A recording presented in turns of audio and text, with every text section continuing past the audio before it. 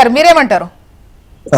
Good morning Joshna గారు, మీకు HMTV ప్రేక్షకులకు, ప్యానెల్ ఉన్న మిత్రులకు. దేశవ్యాప్తంగా ఇది ఎవరు నిర్మిస్తే నిర్మితమైనటువంటి ఉద్యమం కాదు. నిరుద్యోగులు, యువకులు స్వచ్ఛందంగా వాళ్ళ మనోభావాలు, వాళ్ళ భవిష్యత్తు పైన ఆశలు లేవు. ఇవాళ బీజేపీ ప్రభుత్వం అధికారంలో ఉంటే యూజీసీ నీట్ పేపర్ ని, అటు యూజీసీ ఎంబీబీఎస్ పేపర్ కావచ్చు, యూజీసీ ఎంబీబీఎస్ తర్వాత జరిగేటువంటి పీజీ పేపర్ కావచ్చు, మొత్తం బీజేపీ ప్రభుత్వ హయాంలో 6 దఫలుగా పేపర్ లీక్ అయింది. ఒక పేపర్ లీక్ అయితే సరే, టెక్నికల్ ఇష్యూనో లేకపోతే అధికారుల నిర్లక్ష్యమో ఎవడో అవినీతి పరుని వల్ల జరిగిందో అనుకోవచ్చు. యథేచ్ఛగా జరుగుతా ఉంది అంటే బీజేపీ దగ్గరుండి చేయిస్తా ఉంది, వాళ్ళ అనునాయులకు ఆ బీజేపీ పాలిత రాష్ట్రాల్లో జరుగుతా ఉంది అనేది ప్రధానంగా దేశంలో ఉన్నటువంటి కాక్రోచ్ జనతా పార్టీ యువకులందరి యొక్క డిమాండ్ ఇది. అయితే ఈ డిమాండ్ ఇప్పుడు ఏమైపోయింది, బీజేపీ వర్సెస్ కాంగ్రెస్ పార్టీల మహాబాహి.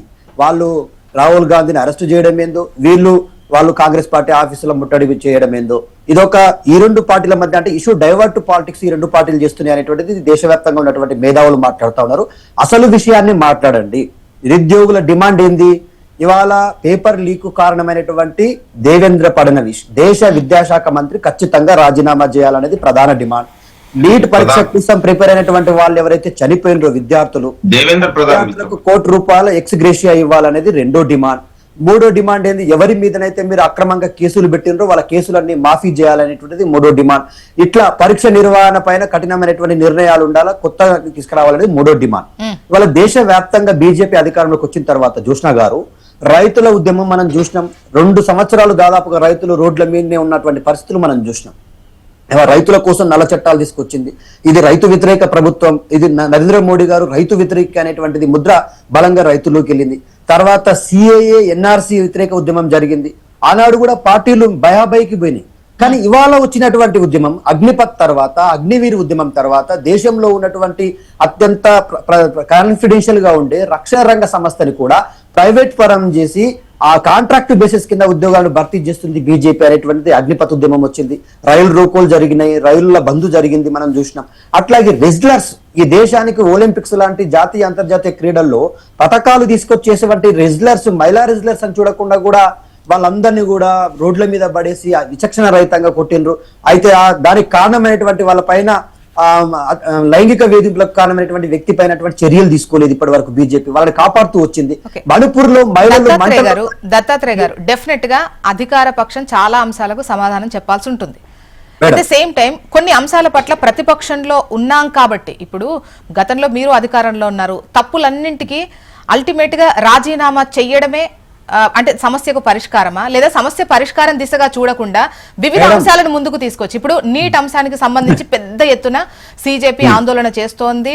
డెఫినెట్ గా ఆందోళన తర్వాతే మిగతా పార్టీలన్నీ లేచాయి.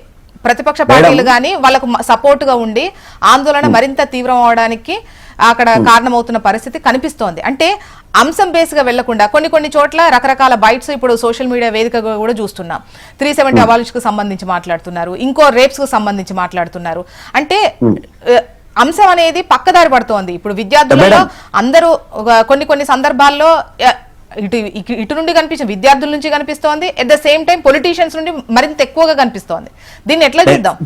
ఇక్కడ 2 అంశాలు జోష్ణ గారు. ప్రధానంగా నిరుద్యోగుల నిస్వార్థమైనటువంటి డిమాండ్లు అనేటువంటివి ప్రధానమైనవి. ఆ డిమాండ్ బలమైంది కాబట్టి, ప్రజాస్వామ్యబద్ధమైన డిమాండ్లు కాబట్టి వాళ్ళ ప్రజలు దేశవ్యాప్తంగా తరలి వచ్చిండ్రు. ఇవాళ హర్యానా నుంచి ఢిల్లీకి ట్రైన్లు బంద్ చేసిండ్రు, రాజస్థాన్ నుంచి బంద్ చేసిండ్రు, ఆ చుట్టుపక్కల ఉన్న రాష్ట్రాలన్నిటి నుంచి ట్రైన్లు బంద్ చేసిండ్రు, మెట్రో ట్రైన్లు బంద్ చేసిండ్రు. అయినా కూడా నడుచుకుంటాను, ఆటోకు, బైక్ మీదను ఎట్లో ఒకలాగా జంతర్ మంతర్కు దాదాపుగా 5 లక్షల పైచులకు నిరుద్యోగులు చేరుకున్నారు అనేటువంటిది అక్కడికి వెళ్ళినటువంటి తెలంగాణ రాష్ట్రంలో, తెలుగు రాష్ట్రాలకు సుపరిచితుడైనటువంటి ప్రకాష్ రాజు గారు చెప్పినటువంటి వాయిస్ ద్వారా నేను విన్నా. ఆయన ఏమంటున్నాడు, నిరుద్యోగులు విద్యార్థులు అక్కడ వచ్చి డిమాండ్ చేస్తా ఉంటే వాళ్ళలోకి కొంతమంది గూండాలు చేరి లాఠీలకు మొలలు గుచ్చి వాళ్ళ పైన దాడులు చేస్తా ఉన్నారు. ఒక్కొక్క విద్యార్థి శరీరం పైన 20-30 మొలల గాయాలు, లాఠీల గాయాలైనాయి. అట్లాగే మహిళలు బాత్రూమ్ కు వెళ్ళి వస్తుంటే బాత్రూమ్ లో దాక్కుని వాళ్ళని భయపెడుతూ భయభ్రాంతులకు గురి చేసి పంపిస్తా ఉన్నారు.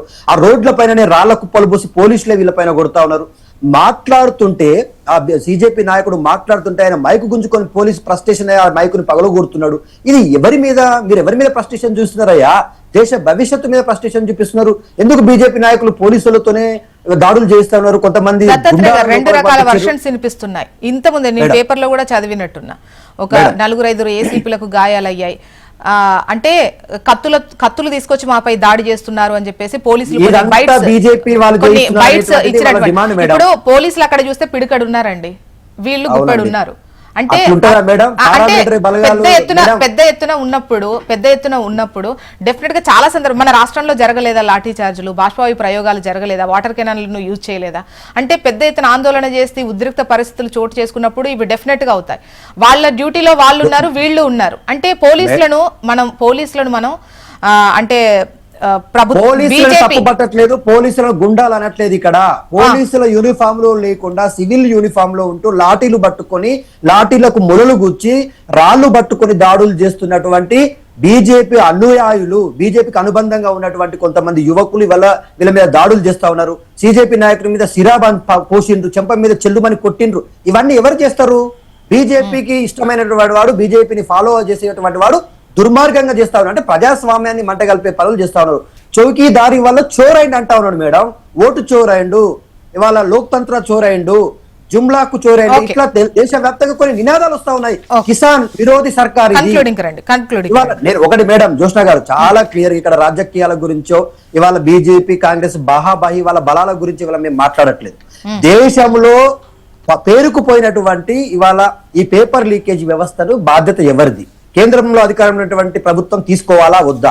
తీసుకుంటే ఎవరిపైన చర్యలు తీసుకుంటారు? అధికారులను అరెస్ట్ చేసి జైల్లో పెట్టడం కాదు. ఇవాళ గతంలో రైల్వే శాఖ మంత్రిగా ఉన్న మమతా బెనర్జీ రైలు ప్రమాదాలకు బాధ్యత వహించి రాజీనామా చేసిన సందర్భాలు మనం చూసాం. నితీష్ కుమార్ గారు రాజీనామా చేశారు. చాలా మంది ఏ శాఖకైతే మంత్రులు ఉంటారో ఆ శాఖలో విఫలమైనప్పుడు నాది దీనికి నైతిక బాధ్యత అని చెప్పి రాజీనామాలు చేసి ఆ పదవుల నుంచి తప్పుకున్నారు. దేవేంద్ర ఫడ్నవీస్ ని ఎందుకు తప్పిస్తారు?